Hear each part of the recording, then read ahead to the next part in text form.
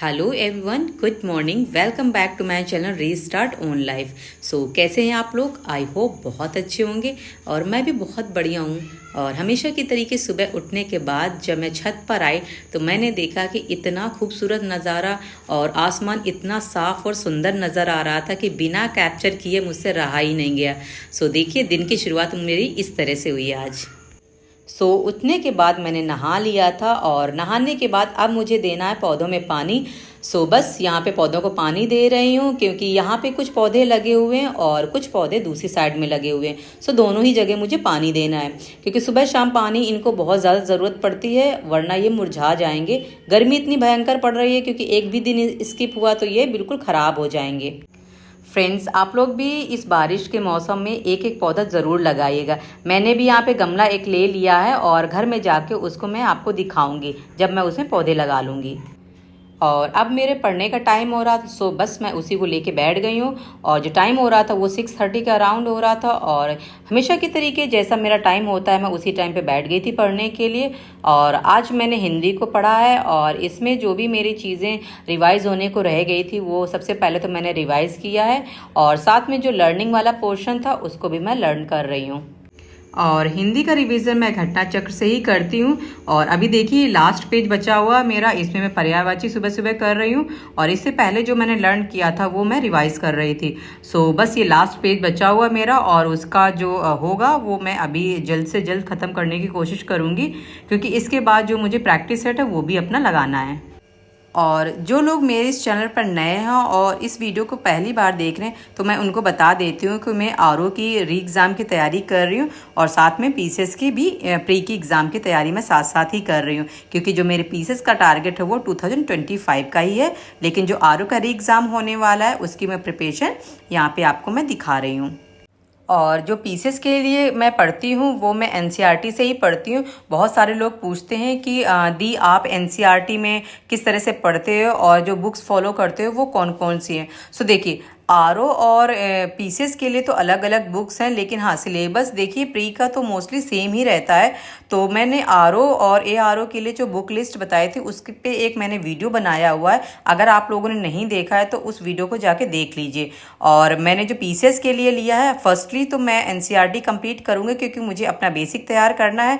और एनसीईआरटी जब हम पढ़ लेंगे तो इसके बाद जो भी एडवांस की बुक्स आती हैं पीसीएस की और साथ में जो एडवांस बैच होगा, अगर मुझे ठीक लगेगा कोई सा भी बैच, जो मैं पहले तो मैं देखूंगी खुद से सेल्फ स्टडी, अगर मुझे लगेगा लेना चाहिए तो तब मैं बाद में देखूंगी।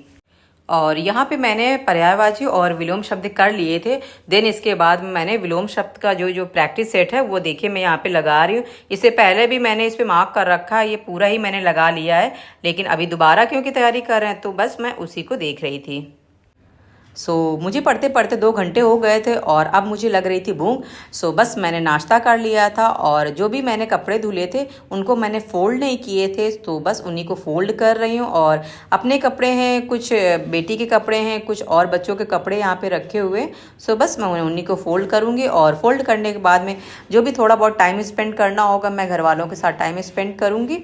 देन इसके बाद में जो मेरी पढ़ाई है फिर से मैं बैठ जाऊँगी पढ़ने के लिए। और आज मुझे अपनी बेटी का होमवर्क भी देखना है कि उसने कहाँ तक कंप्लीट किया, मुझे वो भी देखना है आज। और यहाँ पे देखिए टाइम हो रहा है 1:30। मैं बस अब दोबारा बैठ गई हूँ पढ़ने के लिए। और अब मुझे पढ़ना है हिस्ट्री, और हिस्ट्री में अब ऑनलाइन ही करूँगी क्योंकि मैंने आपको कई बार बताया हुआ है कि जो यूट्यूब में जो बैच चल रहा है एक्चुअली RWA सिविल सर्विसेज करके है। उसी का बैच है जो उसमें जो एडवांस लेवल का है प्लस बेसिक है, वो दोनों ही चीज़ें हैं। बहुत सारा उनका कंटेंट है, अगर आप लोग भी देखना चाहते हैं तो उनका चैनल सर्च करके देखिए। मुझे एक्चुअली मैंने इधर उधर ज़्यादा कोई चैनल सर्च नहीं किया हुआ है क्योंकि अभी जो मेरी तैयारी इनिशियल लेवल से मैं पीसीएस के लिए कर रही हूँ। बस एनसीईआरटी कंप्लीट करने के लिए और साथ में ये जो क्लासेस होती हैं वो उनको मैं देख लेती हूँ, जिससे मेरा जो जीएस वाला पोर्शन है वो थोड़ा बहुत स्टार्ट हो रहा है अभी। और मुझे समझ में भी आ रहा है कि अभी जो मैं पढ़ रही हूँ मुझे किस तरह से पढ़ना है और अपना ये जो सिलेबस है मुझे किस तरह से कंप्लीट करना है। और हिस्ट्री में मैं अभी प्राचीन भारत ही कर रही हूँ क्योंकि प्राचीन भारत में भी अभी काफ़ी चैप्टर्स बचे हुए हैं मेरे।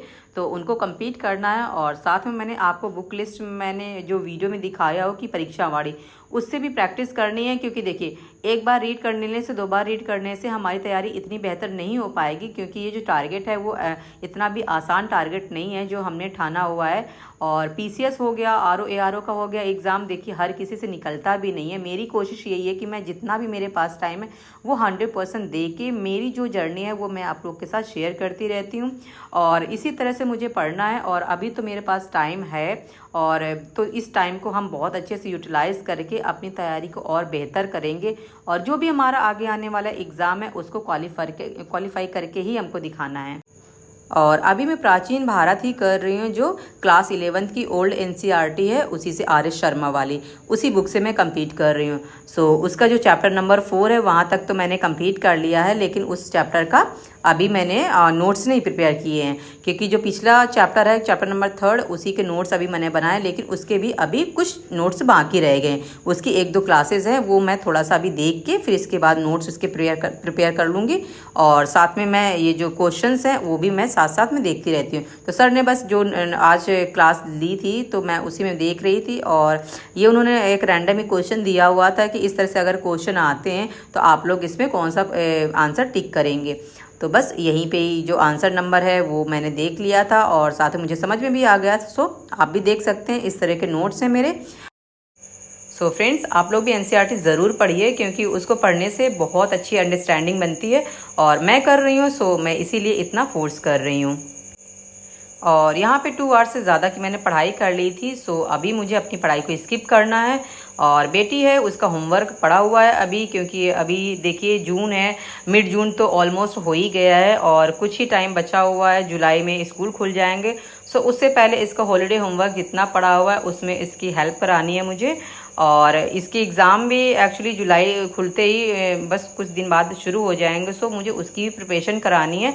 अभी घर पे आए हुए हैं तो बहुत ज़्यादा मुझे टाइम नहीं मिल पाता है हर चीज़ को करने का, एक सिस्टमेटिक ढंग होता है। देखिए, इससे पहले अब मैं जब जाऊंगी तब इसका जो भी पेंडिंग वर्क होगा वो मुझे देखना है, और साथ में इसका जो एग्ज़ाम का सिलेबस है मुझे उसको भी प्रिपेयर कराना है। क्योंकि देखिए, मेरी बेटी है वो ठीक है, पढ़ने में कोई मुझे बहुत ज़्यादा लोड लेने की ज़रूरत नहीं है, लेकिन फिर भी है तो वो बच्चा ही ना, तो मुझे उसको प्रॉपर गाइडेंस भी देना होता है। क्योंकि मैं उसको खुद ही घर पे पढ़ाती हूँ, मैंने कोई ट्यूशन कोचिंग उसके लिए नहीं लगवा रखी है, क्योंकि उसके लिए तो मैं ही काफ़ी हूँ।